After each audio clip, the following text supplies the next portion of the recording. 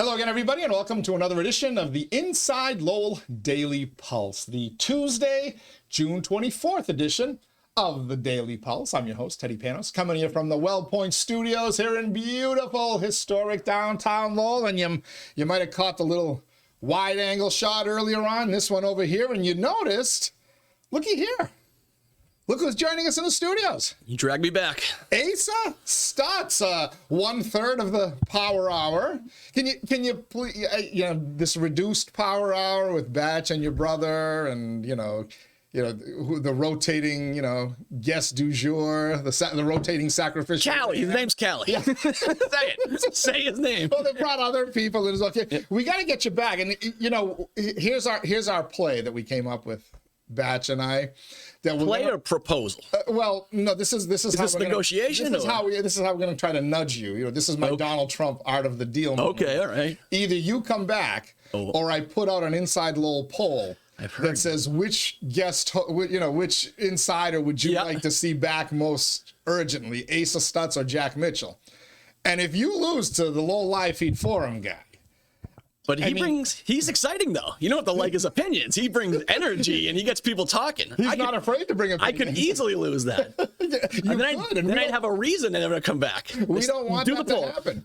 But what am I going to do when I need a Middle East expert or a foreign affairs expert? That's true. Things are popping off, so they are. Came out of retirement here. For those unaware, Asa is kind of our foreign policy expert here on Inside Lowell, and boy, do we have a lot to talk about. And actually, when I do my sponsor read, just check your phone for the headlines, because the Iran, Israel, United States situation it's minute by minute, literally changing minute by minute, including a couple of 180s this morning. In the last, we'll get into it later, but the last 24 hours has been wild. It is. Even factor in the bombing, like truces and these things are all being done by tweet. There used to be two countries to have a truce. You sit down at the table with flags and you nervously shake hands. It's just Trump sending out a tweet. Like, that's that. Can you imagine the Camp David Accords? Oh, right. If we had Twitter back in those days and Jimmy Carter was prone to using Twitter, you think he'd probably be boring on Twitter too? He would be. He would. He had the peanut emoji on everything. I thought I was here for election coverage. I thought we were doing the New York City primary.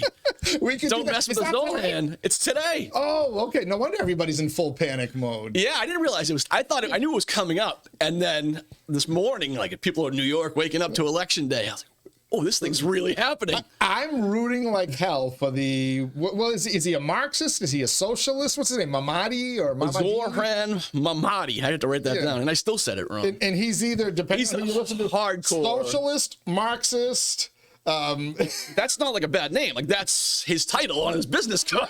Oh, yeah. He makes no apologies for it. Anti-Semite. He's got the whole thing. But he's suddenly surged to the top in polling that counts ranked choice voting, because New York elects its mayor through ranked choice voting, or as I called it, ranked vote stealing. Yep. And based on the calculations, and I've never before seen exit polling based on ranked choice voting, but because of the second place votes and whatever else happens, he actually overtakes Andrew Cuomo. He dropped by last night, but the poly market yesterday morning, that was the shocking. Yeah. Like, he's got a 65% chance to win.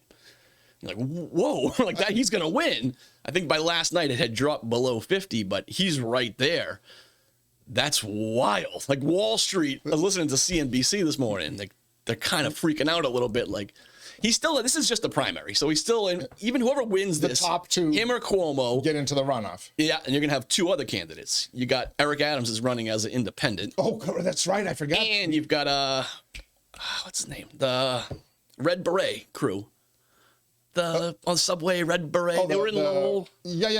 The Guardian Angels. Not the Red Panthers. The Guardian. The Guardian Angels. Curtis Sliwa. Yeah. So he is the Republican nominee. So you got Sliwa, Eric Adams, and whoever wins this.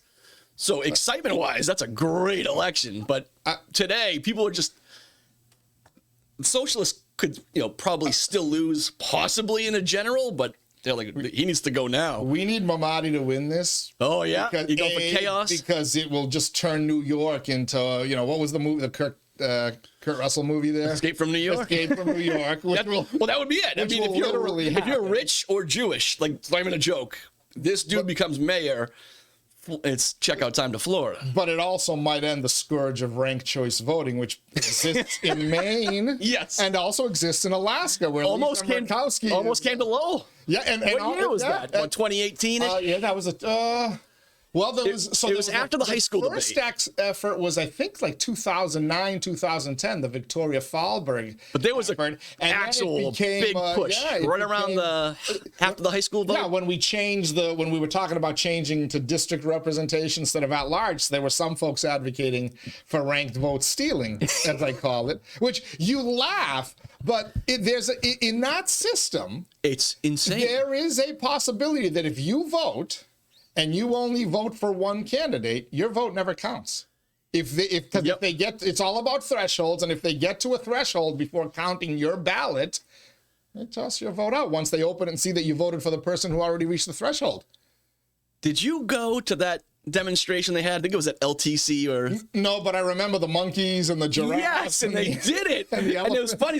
I forget who was there. Someone was there, and they hit a point where someone just kept asking questions, and they're like, we don't know. Legitimately, it hits a point where it's like quantum computing. It's at a point where, like, we don't have an answer. We don't know exactly. Because you could take the exact same, say in Lowell, 10,000 ballots. Yep. And you could tally them and get a result. And then you can throw them all back in the machine, mix them up, count them again, and get a completely different result. We gotta watch the election results tonight just to see how, like, someone has 50,000 votes and someone has 48. 2,000. What happens with this? Does that factor in the second and third place votes and all that? Not instantly, no. Right. So is it going to be some guys in the down by 20% and he wins? But do they even report them like they do now? All right, we've counted 8% of the ballots. We've counted 15% of the ballots. Here's the results. Or do you have to wait till they're all in to even show results? It's a good civics excitement. And experiment for tonight. Everyone and it's about to go down in New York City. America's the symbol of financial capital of the world, $1 trillion economy, bigger than most countries in the world. Put Washington, D.C. aside. When you think of the United States of America, you think of New York City. Yes, Manhattan. Last point on that. It's very early. It's June 23rd. Like, why is the primary so early? Yeah, well, it's okay. So 2001. 9/11 primary day in New York City. Yeah, Giuliani was the Republican, but the Democratic primary was that. He was limited out. You're right. He was term limited out. So that was double primary. They woke up on 9/11/2001 and had the primaries that they obviously canceled. I remember that. So we've now gone from September through June. Yeah, no, they didn't go back until the 23rd or 25th in 2001. And vote. But no, that's Lowell's up. Interesting. They've had the debate whether it's like, do you want to do it right around Labor Day, right before? Is it the summertime? June 23rd. Jeez. Yeah. That's you only do political events in the end of June when you're trying to knock a president off the ticket. That's why you have debates on. Yeah, right. Or you're just doing some nice fundraiser at a golf course, some free cash going into actual election season. Man. Crazy stuff. All right. New York City tonight. Watch for that election result. We're going to talk about the real reason we dragged Asa in here. We're going to have him assume his persona of Assad al-Stutzmani, our Middle East expert. And we're also going to talk a little bit about the Lowell High School construction project, because tonight the numbers will be discussed. They've already been revealed. They'll be discussed tonight, but we're going to look at them. We'll get to all of that. Let me just quickly thank my Daily Pulse sponsors. We've got Ray Booten, licensed realtor in Massey, New Hampshire, certified appraiser in both states as well. So if you're looking to buy or sell a home, a business, or a commercial property, Ray Booten is your man, and you can find him online, realestaterayBooten.com. That's realestaterayBooten.com. Thanks as well to our friends at WellPoint. WellPoint is the only health plan offering healthcare benefits exclusively to GIC members. At WellPoint, your whole health is their whole point.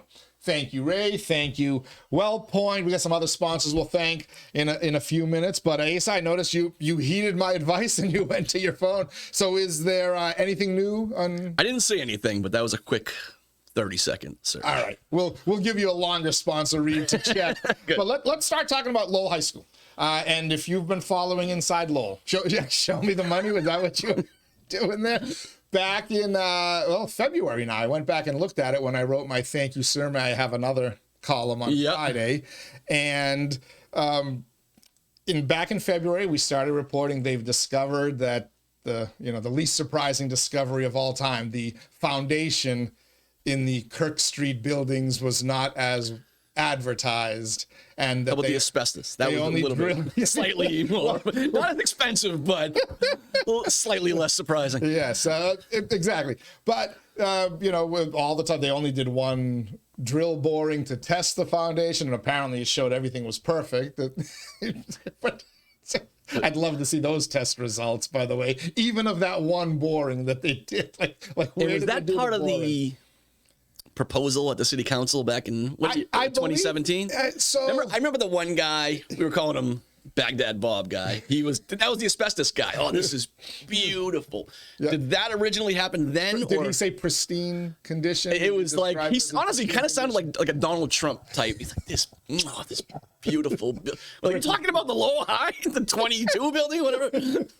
But was that part of that, or is that part of the recent? So that's what I'm not sure. Did they do that as part of 2017 and only, do the look the other way? My old Ray, my old car inspection mechanic who didn't want to the problems. Those people are priceless. Did they do that in 2017 so that when you were just debating a $340 million project in one location and a $420 million one in another location, you kind of leveled the playing field? Or did that drill boring come after we'd already made the decision and there was no need other than to hide the true cost to the citizens of Lowell? Right. I'd like to know, when was that one single drill boring? I would hope it was more recent.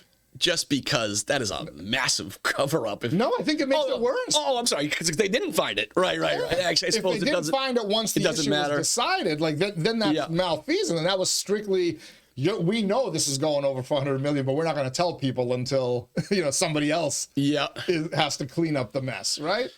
No matter what, it's bad. So we started reporting in February something was gonna happen. It was gonna delay it and make it more expensive. I remember sitting here on May 21st with the odd couple, Bill Samaras and Corey Belanger, and I revealed my information was $30 million. One of the great... It's a great clip, because then when Corey's sitting there, he's like, what? $30 million! It was like he was hearing it for the first time and stunned. And then a couple of weeks later, I was told, you're off, Panos. You're way off. Oh, good. Thankfully. Whew. And, suddenly, is it 40? Is it 45? Who said? I think it was Batch sat here last week and said 60. Just being Batch. Well, probably more right than the experts. The number was revealed in the Friday City Council packet that will be discussed tonight when the punching bag known as Jim Dowd shows up to the City Council. He'll be there tonight to take his beating. Yep, he will be there tonight. And the number was, you can see it right there. Look at that highlighted total: $47,033,761 was the original unreviewed costs. 47 million. Oof. And this, by the way, was included in the council agenda. This little graph with the line that strikes out the $47 million. Oh, good. So it's not 47 million. Well, maybe. I don't know. According to that line. And then the next graph was this one. Oh. Notice no line. Okay. That total. $39,850,000. So we'll round up and we'll call the first number was 47 million. This number is $40 million of cost overruns. 40 million. Oof. Which, on top of the current price that we were aware of before this, 381 million makes it a $421 million project. Do you remember City Manager Eileen Donahue at one point saying we cannot go above 300? I've got to get that clip. I remember her telling the council, this is not going above 350 million. We cannot go above 350 million.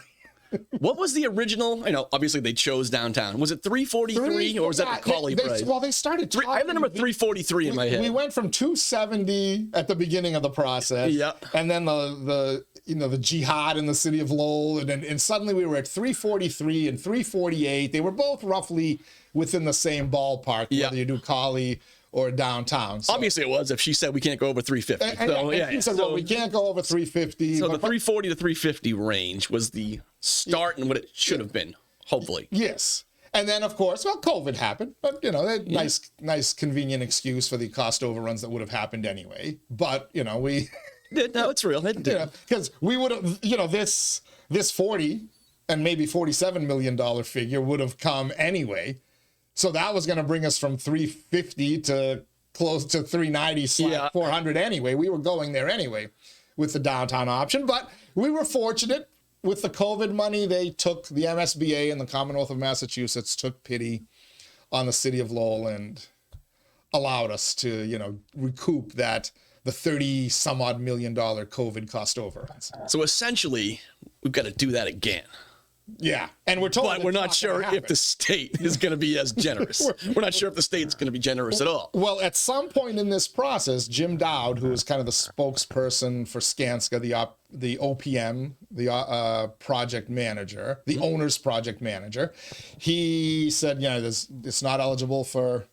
Oh, really? Not eligible for MSBA. They're not going to give you any more. When he was asked about cost savings or whatever, nope. When he was asked about, value engineering, which means let's cut out the science labs. Yeah, right. Let's get the kids the 1980 Bunsen burners instead of the 2025 Bunsen burners in the labs. He was told, no, we're beyond the point of value engineering because we've already ordered this stuff and done the design to fit in there. So Mr. Dowd was basically telling you, you're going to have to pull the Kevin Bacon in Animal House. You're going to have to bend over and assume the position and say, thank you, sir, may I have another? Nothing's coming from the federal government anyways, but no feds, no state, and no getting cute. That's what you're saying? It's just there. 40 million to deal with. Do you think we could dispatch Congresswoman Trahan and a local delegation? Maybe we should send Mayor Rourke. Yeah, because he was successful in Actually, maybe we get the Saudis to buy the high school.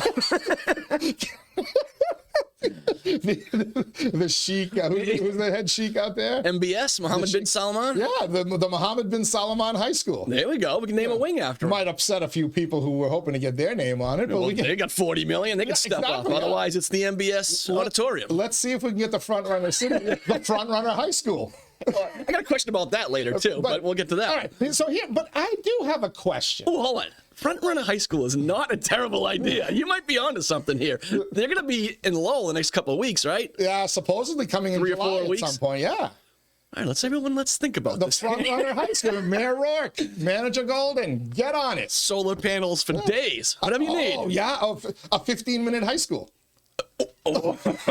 Everything is. That's kind of what I had when I went there. That's why it took me 5 years to graduate. Every class check in, straight to Arthur's. Walk, right? 15 minutes from the West Wing to the cafeteria or the gym, and what we're saying is not impossible. Unlikely, but not impossible. All right.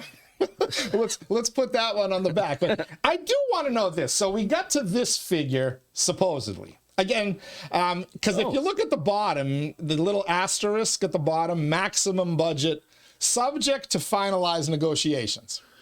Now, that's wiggle room to go up or down. Right. We hope it's down. Well, you can negotiate up or you can negotiate down. But what I want to know is how did we get from 47? Who brought it from 47 down to 40? And how did that happen? Because one of the things I noticed, so you look at the construction contingency, $14,750,000, when the Suffolk and trades total is $20,503,000. Yet when you look at the $47 million total, it's still a $14,750,000 contingency. Even though in this graph, the Suffolk and trades total is $27.385 million. So doesn't the construction contingency go up and down based on a percentage of the numbers? So it should. Did somebody just forget to make that adjustment when going from 47 they had to have 39 or 39,850? Is there an actual explanation where the 7? I don't know, and I didn't until I uploaded these graphs into our software today. I didn't notice that the number stayed the same. I need to go back. So to do you think that 14 should be a 7?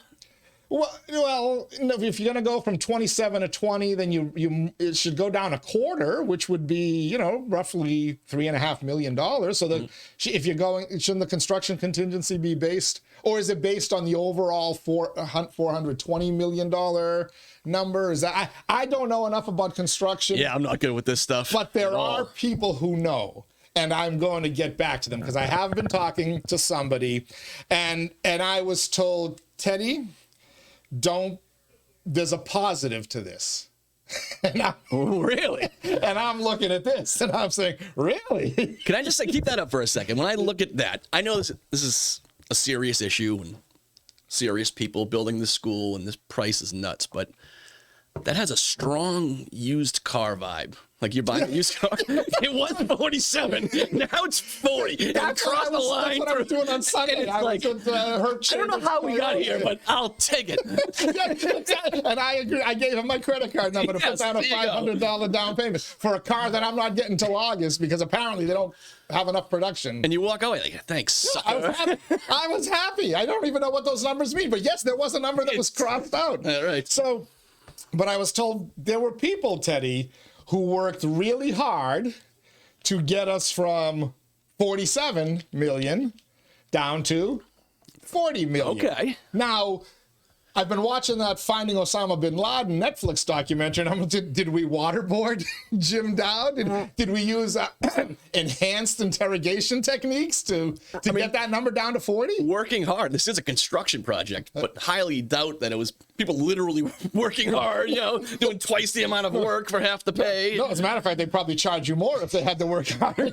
Right. But, somehow the number got from, it used to be the Suffolk and Trades total was 27 million. It got down to 20 million. So the person working really hard is most likely an accountant. Yeah. Or I don't know, was it somebody who said there is no bleeping way and we're going to sue you guys because of one drill boring? Has there been discussions of that? Publicly. City manager Tom Golden sat there the last time he was here and he talked about everything's on the, do we sue? Do we go back to the MSBA? He said, we have to look at everything.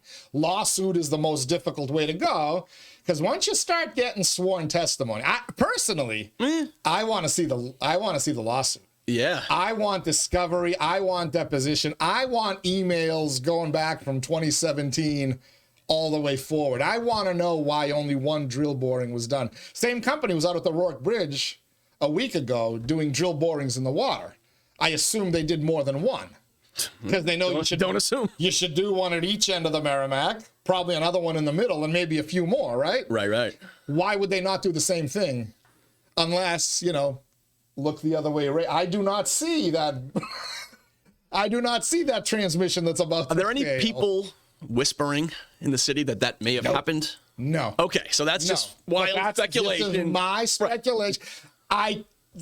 There is no way that Skanska, and when we say Jim Dowd, we're talking about Skanska. He's just the poor spokesperson. By the way, should we need to put Sean Edwards on a milk carton? He's the second Lowell guy He's leadership in this project, right? He was the Suffolk. Sean Edwards, the Lowell kid, star athlete, Lowell kid. He kept coming into city council meetings and school building committee meetings. He was the Suffolk representative. I haven't seen Sean Edwards in the last 6 months. Do you blame him? Does anybody? Very smart of you, Sean. Let Dowd take the punches. But, where's Sean Edwards? Do we need to put him on a milk crate? Maybe he'll be there tonight. That's your generation. Didn't you grow up with him and his? No, I don't know him. Maybe. I don't know. I was born in 77, so maybe. All right. Maybe I get a terrible memory of people. All right. But you can't have that level of incompetence.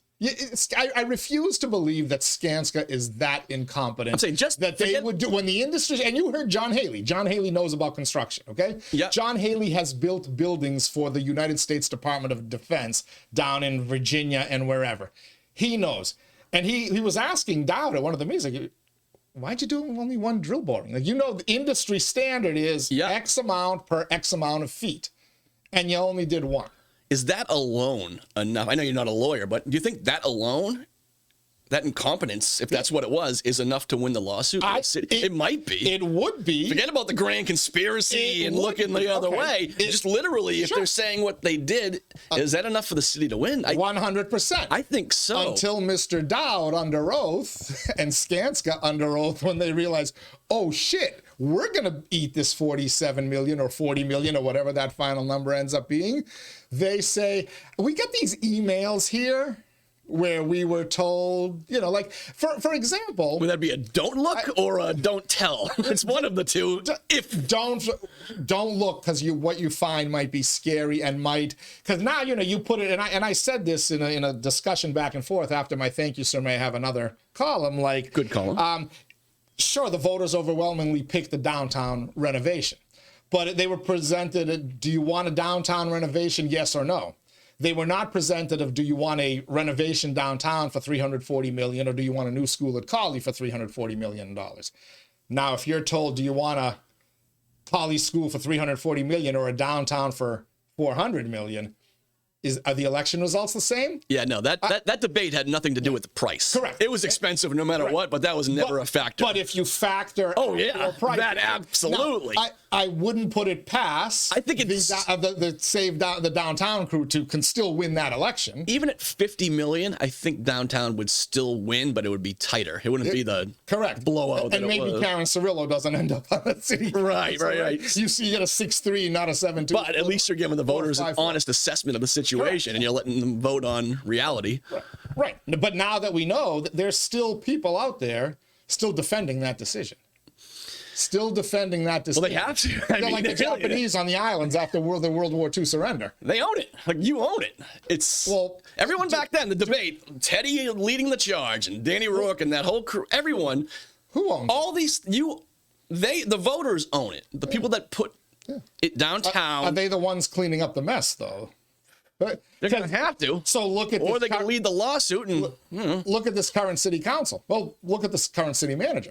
He was the one guy in the delegation who said, you know, Donahue, Nangle, said, no, this is staying at Cawley. Ratty Mom, I think Ratty Mom might have stuck his neck out a little, but Tom Golden was... I think right at the end, Ratty was a Belvedere guy, but it wasn't very vocal. But I think Tom Golden was the one that said, well, why not Cawley? It's a, you know, I'm not saying go there, but it can be done, right?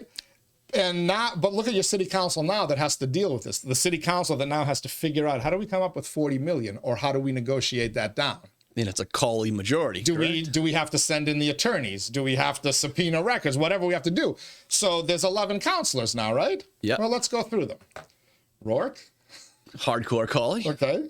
Mercier. Cawley. Hardcore Cawley. Kim Scott. Hardcore Cawley. Yep. Sokari Chow finished 10th on being hardcore Cawley. Paul Ratayem ran hardcore Cawley. There's 5. Janess, we don't know back then, but Janess, I think it's safe to assume maybe Vesna Noon was a downtown guy. Yeah. But now you look at the rest of them: Dakota, Cawley, the councilors who've come under the new Gitchier, Cawley, Robinson, Cawley. And who's the 9th? I'm forgetting the 9th here on this. Oh, Belanger. How could I forget Corey Belanger? Oh, yeah. He's the guy who took the deciding vote in June of 2017. He might lose this year because of Cawley. Exactly. He's the one guy who should be able to go out. I hope he doesn't, but it could. And say, I made the right decision. Right. And he can't. No, he cannot. has to stay quiet about it. But this is an issue in Belvedere because there's a lot of new voters in Belvedere. And I'm curious, what do they think of this? Are they aware that 8 years ago there was a potential for their kids to be able to walk to the school for a lot less than $421 million and that it was beaten down? I doubt there's that many new people. Honestly, people used that argument back then. Like, oh, no, this Belvedere's gotten much younger. And then all the old people show up and just destroy you on election day. And, I suspect that would happen again. It wasn't just all the old people that showed up. It's also their kids who were of college voting age. Right. But I'm saying it's the old guard. But old Belvedere. But, I mean, to me, this is a legitimate issue. And I can tell you right now, at debates on Inside Lowell, this is going to be a discussion. about the high school thing. Because to me, it's not about fighting the 2017 battle. It's over. We got to, and we need to get this, whatever that bottom number ends up being, it needs to be done right so that we don't have this battle again in 20 years, right? Right. Because we did it in 1980, we did it in 1997, and we did it again in 2017. We can't be having this battle again. That school needs to be done and safe and sturdy for these kids for 50 to 100 years, you know, with regular upkeep, obviously, but we can't have this battle again. But to me, the telling thing is, who is now in a position to make future decisions? A, how to get out of this mess, but also, I don't know, what do we do with Link? What do we do with Frontrunner City? What do we do with, you know, our water sewer infrastructure? Who are you going to trust going forward? Lowell residents, Lowell voters? Will you trust the people who in 2017 got this decision right? They told you what was going to happen. They told you were going to find asbestos. They told you were going to find flooding and foundation issues in the Kirk Street building. Or are you going to trust those who lied to you and said, no, the asbestos was all remediated. We got it right here in paperwork from 1980. They got most of it and they got the rest in 1997. Who are you going to believe? Did the politicians lie? I'll give them that out. Hell yeah. You think so? Hell yeah. I mean, it was obvious, but Yeah. if they saw a report that said, hey, we dug a hole and this is fine, and we knocked over a wall and there was no asbestos, it's the beautifulest place. If you're a politician that wants to hear that and that is the report you got, you're going to roll with it, but I don't know that that necessarily makes them liars. It may make them naive and it may make them hear what they want to hear, but okay. I think liar is too hardcore. Right. You know what? I'm going to cede the point to you. All right, very good. The CIA, so now I'm about to lump them into the CIA, but the CIA has a thing they call it plausible deniability. Yes. Politicians all want plausible deniability. I didn't know about it. Don't look, again, look the other way. Ray, my mechanic, not Ray Booten, but another Ray, who would look the other way. I didn't really look at that, you know, I didn't look at the engine, so I couldn't make an informed decision. Listen, they own it. They voted. This is, you know, there are politicians and people in Lowell that own this project, and this $40 million is on them. Well, Fessenden Noon is the only one that we know for a fact that has to clean it up. And now, you know, maybe Ed Kennedy. Maybe Van Howard, right? Because wouldn't Ed Kennedy be at the top of that list? Yeah, well, he was the mayor at the time. It's funny because the current mayor, Dan Rourke, like those were, if those teams had captains, it would be Danny Rourke and Ed Kennedy. 100%. No doubt. Danny Rourke took the hit. You know, so did Corey Belanger, so did Jim Leary, but Dan Rourke was the... It's interesting. He was now he's the mayor. He was Ayatollah Khamenei. Oh, yeah, he was. Right? Yeah, and Belvedere bombed his ass. Certainly. But to the point where he's the mayor. Karen Cirillo in ahead of him. Yes. Right? Karen Cirillo beat Rita in Belvedere. Yeah. That's how wild it was back Rita then. went from first to fifth. Rodney Elliott from like second or third, perennially, to seventh. Yeah. And they were close to being on the outs. Closer to being on the outs than they were closer to being on the top of the ticket. How many people you think right now know about that number? The people that read your column, was that number posted in the Sun? I think they wrote in the story. Yeah, they did write a story about it on Friday night as well. Grand total. 5,000 people maybe that know that number exists. Yes. There'll be the council meeting tonight. Yeah. So it'll be 5,050 after the 50 that watch it. But at some point, this project alone is so big that it's going to make statewide news. That overrun and that situation, and if there happens to be a lawsuit, this becomes a much bigger statewide debate. Yeah, well, because Skanska's doing your Rourke Bridge. If they're a lot of other projects, that $273 million turns into a lot more. It's a local debate. Couldn't you see this? That is such a big bad number that I could see this. There was a Twitter going statewide. Account. What's that Twitter account? There's some. I don't know if it's Doge. Doge, Massachusetts, Boston or something. Boston, maybe already I saw this out. So this is because ultimately. So the taxpayers of Massachusetts have already picked up a significant portion, not just the 30 million, but also I think they picked up, I don't know, 260 million of the original cost, right? Didn't they pick that up? Oh yeah, and it's flown under the radar just for statewide taxpayers. Yeah. Do you remember when the Brookline Taj Mahal was being built? Newton. 200 million. It was a debate on the radio. It was in the Herald. It was not everywhere, but people were talking about it and shocked. This is it is twice the price now. But but it doesn't nearly have the same impact or the statewide debate. I think this number, when it goes public, maybe changes that debate. And who foots the bill? Now, I'm told there are other school building projects that are running into massive overruns. They all that have are to. Post-COVID. I mean, you're going to hit like steel, wood, I mean, like you got tariff impacts that are just coming right now, too. So again, the 300 million plus Rourke Bridge is, unless they eliminate some of those, bike lane and resting areas out there. That No matter what, that's a state project, correct? Yeah. If they find something that's 50 million, it's not on the Lowell taxpayers, right? No matter what, besides the typical payments to the state of Massachusetts. I believe so, yes. This 40 million could fall on Lowell. Is that right? I believe so. Ooh. Yeah, and it's a significant tax increase to the city of Lowell. I'm told this 40 million means another. Oh God! I mean, I don't want to say it because I'm gonna get the numbers wrong, but there was something about each million of borrowing means a 1% tax increase, and I don't want to get it wrong. Yeah, you used to have it down on the radio days. I bet you Tom Golden and Connor Baldwin know this issue there. But what might have been a 2.5% tax increase next year becomes either 3.5 or 4.5 strictly on the high school, let alone what's happening with health insurance costs and any other projects you have going on in the city, right? Right. Other projects like this takes a $40 million down payment on a public safety. You need a new police and fire station, and this just punts it down the road for a decade. I'm talking myself into the front runner high school. Yeah, front runner high school is not bad. 15-minute high school. Sorry, Ray Riddick. Sorry. Yeah. Sorry, Chung Rivera. Anybody else who has your name on that city, but Just, man, we're going to do a Dennis Candy-Wang. We'll just scratch that out. Dennis, you can get a locker in the men's room. 15-minute high school. Whoo, that sells.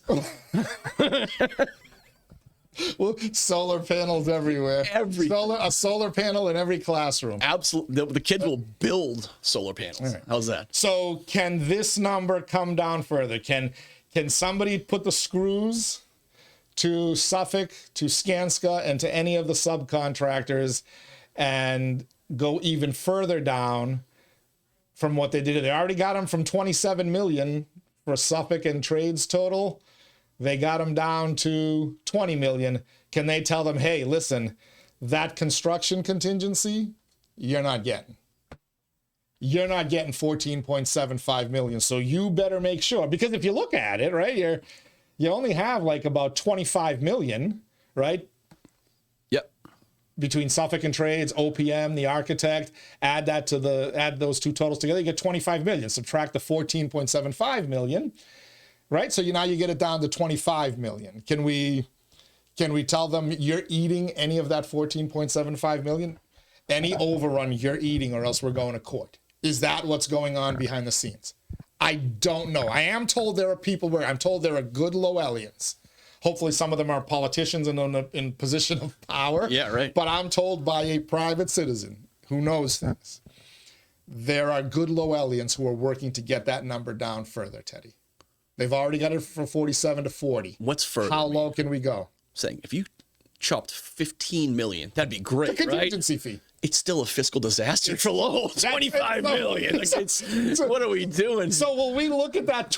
Let's say they eliminate the construction contingency, and as you say, get it down to $25 million. Are we going to celebrate that as a victory? It was 47, but we got it to 25. And is that the game that's being played? Is this a public perception game that's currently being played so that we can take that $25 million and just dutifully, like Kevin Bacon, right? Just assume the position and say, thank you, sir. May I have another? Ay. What's Lowell's rainy day fund? It was pretty high, right? Well, it's $2 million less. But at some point, I forget the exact. The Dakota $2 million, I'm calling. I know some of the counselors were even saying, hey, it's too high, which is an interesting debate. Fair enough, but it was around 10 million, was it not? Am I way up? No, I think it was high. I think it was like 17. Right. I knew it was. People wanted to get it down into the 8 figures. Yeah. So that's a chunk right there, if needed. Yeah, but when that rainy day fund goes down, your interest rates for borrowing go up. I understand. So this but we just additional did we 40 just million gets added onto the 3 something that you're borrowing, whatever that number is. Yeah. So are you robbing Peter to pay Paul? But didn't our rate just get raised or in a good way? No, upgraded. we got approved. Our rating got so Lowell's in good fiscal shape right now. That why. I mean, and they were told when they said, well, what if we tap in for the school department? Will it affect? Not if you replenish it by the end of the year. You tap too far into it, you're not replenishing it. This is a play in 2 acts. The construction people and all of them are figuring out these numbers and doing gymnastics, and whatever that number is, the city's going to start doing their own version of fiscal gymnastics. What are the politicians doing? That's what I want to know. Tom Golden, time for you to come back in on a Daily Pulse. You are tuned into the Inside Lowell Daily Pulse, the show that keeps its finger on the pulse of the city of Lowell and the world around it. We've talked about the big issue in Lowell. You watch it tonight's Lowell City Council meeting. We're going to turn our attention to the world around the Mill City in a quick second. Let me just thank my Daily Pulse sponsors, Ray Booten, licensed realtor in Mass and New Hampshire. Find him online, realestaterayBooten.com. Thank you as well to WellPoint. At WellPoint, your whole health is their whole point. Washington Savings Bank, banking that goes the extra mile. Hopefully they don't get charged a carbon tax for going the extra mile for you, but I wouldn't put it past our politicians. Make the switch now to Washington Savings Bank. TMI Properties, quality and value at every price point. Find your perfect space with TMI. Mahoney Oil, providing warmth and protection. Greater Lowell, Southern New Hampshire, since 1925. That's a 100-year business, folks. The Greater Lowell Community Foundation, improving the quality of life in our communities through strategic, impactful philanthropy. Francis E. Preventure Insurance, the agency Greater Lowell is counted on to insure its most valuable assets since 1982. And by the red-hot Massachusetts Pirates. They're bringing all the hard-hitting action and excitement of arena football to the Mill City. Pirates, winners of 4 in a row. Today, later on this afternoon, we're going to drop our latest Inside the Pirates podcast. We'll get a load of this name, Asa Stutz. Smoke Monday. Really? A defensive player on the... That's a great He has name. a long, like Adironius or some really long name, but they call him Smoke Monday. That's what it's on his... That's Nice. what's on his player bio. Isn't that like, you should use that as one of your things. You know, you have all these wacky names when no one's here with you. You know, like, what is it? What do you use? What do you some of your names? Like, no one's here with you on a Thursday. Oh, yeah, my Thrilling Thursday. Mail it in Monday. Mail it in Monday. Yeah. So there you go. Smoke Monday. Smoke Monday. We need smoke Saturday or Smoke Sunday. If I calculate it. Love it. All right. Speaking of smoke, is it smoke? Is it fire? Do we have a ceasefire in the Middle East? What is the latest on the United States, Iran, Israel, and the war, the 12-day war? Is it now a 13-day war in the Middle East? What is going on? What do we know today, Asa? A lot today, yeah. I'm sure a lot of people will post this around noon, but Trump this morning before he boarded the plane kind of snapped, and I liked it. I enjoyed it. He is pissed. He's definitely pissed at Israel. It seems like there is a ceasefire. That was before I walked in this studio. And Trump is literally in the air flying to the NATO summit, tweeting, but he's tweeting about random stuff. He's talking about Congress shouldn't recess until his big, beautiful bill is passed. He just sent out a message about AOC, but I didn't read it. There's something about AOC. Okay, but good. either way, if it turns out to be a ceasefire, with all that's happened here in the last 12 days, it's a big win for Trump. It's a great result for Trump. If they really destroyed their nuclear program of Iran and this thing ends, that's great. So yesterday, they may be credible because, who knows what's credible and what isn't on Twitter nowadays. But there's some that, said we got to ceasefire. And then shortly thereafter, Donald Trump puts out a tweet that says, we got to ceasefire. Thank you to your attention, blah, blah, blah. Within a half hour, somebody puts out the Iranian response, which was, we don't have a ceasefire. I think it was their foreign minister. Yes. Who said, we don't have a ceasefire. A half hour after that, word comes from somebody else in Iran that, we've got a ceasefire as long as the Jews don't bomb us till 4 p.m. tomorrow. There's a 24-hour period of no cut the bombing. So literally within an hour, you had Trump saying ceasefire, somebody saying no ceasefire, and an Iranian saying, we got a ceasefire if we don't get bombed again. Otherwise, we'll have to retaliate. This, of course, came after the Iranians launched, what was it, a dozen or so missiles at a U.S. military base in Qatar. Yeah, no, with what you started there, the ceasefire, no ceasefire, there's one of two options. You talked about it yesterday. One is that the Iranian spokesperson was out of the loop, like legitimately didn't know. One, or he wasn't in power anymore. Like there's always that scenario. Right. Or two, Trump just kind of did this and forced them into it. Like he made it. And they're saying, what? Okay, I guess we'll take a ceasefire. We didn't talk about this. That's not impossible either. The timing of yesterday's ceasefire tweets and the responses was strange, but whatever. Who cares? However you get there, if you get there, it's great. And that attack yesterday was just theatrics. Yeah, because it was pure theatrics. We dropped 12 of those mock bombs on their nuclear sites. Iran last night said, yes, we are launching exactly 12 proportional response at your base in Qatar. This is how we're going to do it. This is when we're going to do it. Tell everyone involved. Yes. So that's my question, because Donald Trump puts out a tweet that says, oh, by the way, thank you for telegraphing it. And yes. We were able to deflect all of it. That's what Iran And now let's get back to peace. They don't want to escalate with the United States. They feel like they have to respond somehow. So that's legit. They went straight to the Qataris. They said, hey, we're going to hit this base on your land. Obviously, they're going to tell Trump. And Trump being a rational guy, it's not like whoever fires the last shot. It's just, he said, okay, he appreciated it. He goes, I understand why you did it. I appreciate it. And let's be done with it. You realize what you said. You said Trump is a rational guy. In situations like this, half of our audience and half of the planet thinks you're. How many other leaders? There's so many world leaders throughout history that have to get in that last shot, whether it be verbally or missiles. For him to let that happen and not be bothered by it and not let it impact a peace deal, that's a great quality to have. All right. So now, and I'm not the biggest Trump supporter, but I like that part of him a lot. So now we all go to bed. Yeah. And we're thinking, okay, well, there is a ceasefire. We finally got official word from the Iranians that as long as Israel does not bomb them by 4 p.m. today, we have a ceasefire and we'll start peace negotiations. And I wake up this morning and everybody's losing their mind because apparently Israel either launched an attack or had fighter jets in the air, and Donald Trump hopping on a plane, a helicopter, something, dropped an F-bomb saying they don't know what the F they're doing, and please turn your planes back.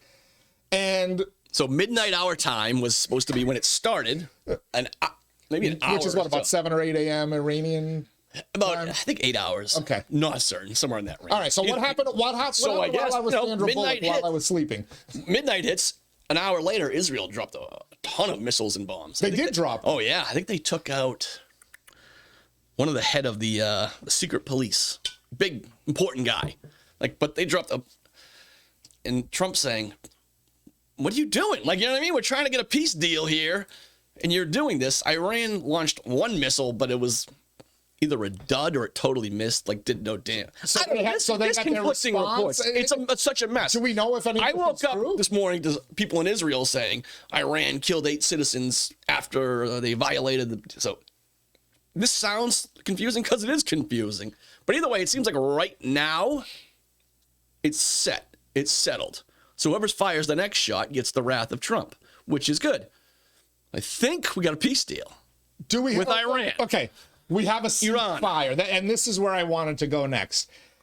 Can you really have peace with Iran to the point where they do something that Egypt has done and Jordan and some other Arab countries, which is finally get off of this, we're going to obliterate Israel, acknowledge they have some right to exist as a nation, whatever, and can you get a peace deal, or are you going to have a ceasefire that's going to get just violated somewhere down the line? You can't, with the current regime, ever have a peace deal. You can't have the Egypt, Jordan situation with actual peace. You can't have it with the Ayatollah. So Ayatollah Khamenei he's basically 84, 86 years old. So he's just going to draw this out as long as he can to try to stop getting bombarded by American and Jewish bombs and have a chance to replenish his stock. I don't know that he can, though. They just need to catch their breath, which will take years. You've got Hamas wasn't always a direct result of Iran, but they've been helped with them, especially with October 7th. They're getting destroyed. Hezbollah in Lebanon has gotten destroyed. The Houthis are getting pounded. Like this is how they sow chaos. This is why they are truly evil. They just are like an octopus with these arms throughout the Middle East, just killing people and terrorizing. And one by one, they've gotten these arms just chopped off to the point where it's like, they can't do anything. They can't. And who's going to replenish their weapons? China or Russia? Like, Russia has to get North Korean weapons. They're out. They're in a bad spot, which is a good place for the world and for Israel. So if it's a truce where they just sit there, even if they were replenishing, and it took them years, who cares? Years of peace is better than the current situation. You mentioned Russia over the weekend. Dmitry Medvedev, former president, former prime minister. He was the president. So when Putin first, he did 8 years, and then he got term limited out. So he put his puppet there. Right. Medvedev was the puppet. Yes, okay. And then they just changed the constitution, and now Putin is czar for life. King for life. He's Donald But Medvedev Trump. is still a high-ranking official. So he is still involved. He's still in the technically the number 2. But he's a drunken moron. Like, he's like legitimately, I watch him every night because I wake up. He gets hammered every day and tweets nuclear threats to everyone all the time. Can we get him on a power hour? Or Yeah, no, he'd be good. But you'd have to look more, like, he's not a serious person. So when he threatens to give Iran nuclear weapons, it's a joke. Okay. And then, so everybody said, see, the Russians are going to restock, and we've now drawn the ire of the Russians. But it's then, not fake news, but it's not real. But then Putin put out something that said, he kind of told the Iranians, you're on your own, we're not getting you here. Think about that. Yeah, this whole, well, let's call it our modern axis of evil. You might disagree with, but North Korea, China, Russia, Iran. Those are the 3 threats to us right now, let's say. That's the new axis. You know what's happening with Russia. I won't get into it. They're screwed. Like, they're just stuck, not moving. Economy, right. Everything about it. They need to rebuild and reload from their war. Right. They're not helping anybody. And this just happened, and they did not help Iran in any way. They did nothing. Well, they probably don't have enough missiles to give them. They can't do anything. They need them for themselves. Their missiles from Iran. They're using Iranian missiles. Like, so China is not helping. Like, no one is Iran. China's not getting into this. That's one of the big concerns. And now you've pushed Iran into China's lap, and now you haven't. But they've always been there. You need friends when you run out everybody else, and Iran's just. They're done. Right. The Gulf countries, Muslim, they're not helping Iran anyway. They hate Iran. Yeah, so that's what Saudi, the UAE, Qataris, none of them. Abu Dhabi, whatever these. They're helping us. That's where our planes are coming. So and now you're seeing Germans, Spanish, French, everybody on the planet seems to be okay with the fact that the Iranian nuclear program was destroyed, or set back 3 years, or if you believe CNN and MSNBC, not affected at all. It appears the only people backing Iran are the people on the streets of the United States of America waving Iranian flags. Right. Columbia University. What the bleep is wrong with these people?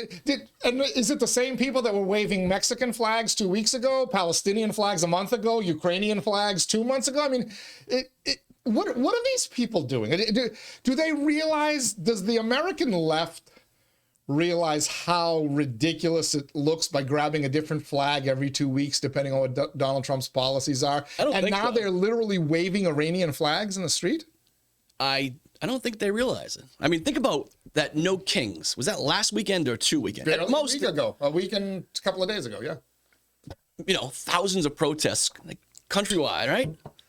Just nothing. Just think about it right now. It just doesn't exist. It never happened. This was a massive project with a lot of millions of dollars from Soros or whoever else, all these people. Actually, the Chinese put a lot of money into that secretly. Of course they did. And it's just like, it never happened. The news cycle moves fast. So much, though, that we started this by saying, check your phone, because something probably happened. It produced nothing. Do they not realize that waving Iranian and Mexican flags in the street only makes Donald Trump more popular? His popularity ratings are going up. They're stable. This will help. And going this up, situation this will help. If you took out... There's always been this thing with, we've always known, Iran can't have nukes, right? Everyone rationally believes that. Even Barack Obama and Joe Biden, who gave them the money to develop the nukes, said they can't have nukes. Right, so at some point, everyone knows that's serious. You have to deal with this at some point. At some point, Israel will deal with it. They tried to, and they just couldn't penetrate those sites. They needed the big boys from America. Now, Oh, I lost my train of thought. You get me all fired up here. Everybody knew. Everybody knew that Iran can't have nukes.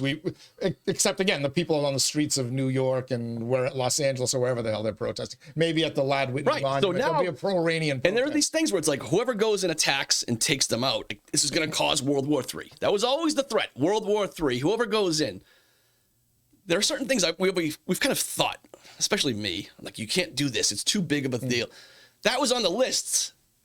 And Trump did it, and it's over, and that's that. It was like literally, it's over in a weekend, and it's like, oh, all right, we could have just done that. I guess we did.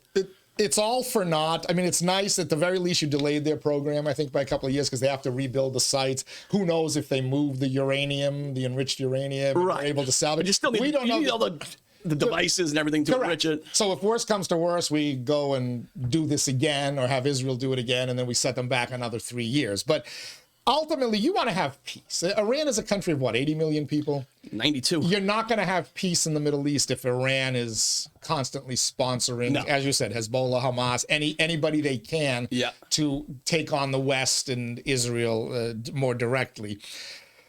You said that you're never going to get a peace deal as long as the Ayatollah is there, but he's in his 80s, and but it's been what, 1978, 79 when the Shah got overthrown? 79. So it's been 45, 46 years of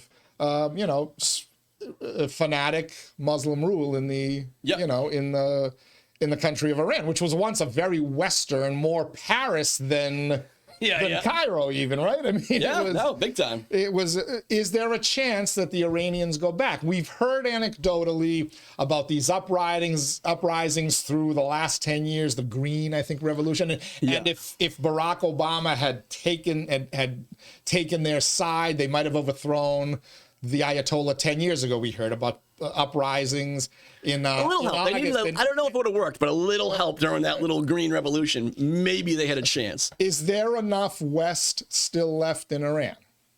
You know, usually it starts with the college students. It's very young. With young kids. It's a young country. Very young country. There are Iranians that they don't even call themselves Iranian. They like to call themselves Persians as a way to kind of distance themselves from the theocracy over there. Sure. All around the world, in Toronto, in Boston, in all sorts of places, right? Yeah. That remember what the country was like prior to the Ayatollah. Not that the Shah was in a great shape. Like Beirut, right? Yeah, exactly. So, but has that been beaten out? Have all those families escaped and gone to Western countries? And is there enough of a next generation that says, all right, well, we've never lived in freedom, because the college students in Iran have never lived in freedom. Have they studied enough of it to say, hey, why can't we have this here? As opposed to, what we're living under now. Hopefully. We'll find out soon. We'll find out very soon, because this Ayatollah's got a couple more years left. Do they continue on, or do they go a different path? You're my guy in the Middle East. What do you think is the most likely scenario? A couple more years of this, and then they change. You think that, and you think it happens internally? We don't, because I don't really want the United States involved in regime change, because we always get it wrong. We always back the wrong horse. Trump said that. No, because we're not doing regime change. Yeah, but Trump also said he's not going to, get us involved in conflicts, and he did. Yeah. Technically, he broke his promise. Now, if it achieves the end, I'm willing to say okay, but if this goes the other way, which it could, I mean, you may look at your phone after I hit stop record and say bye to everybody and tell them to tune in tomorrow, that that may go bad, and we're still in a quagmire. Go to that screen real quick.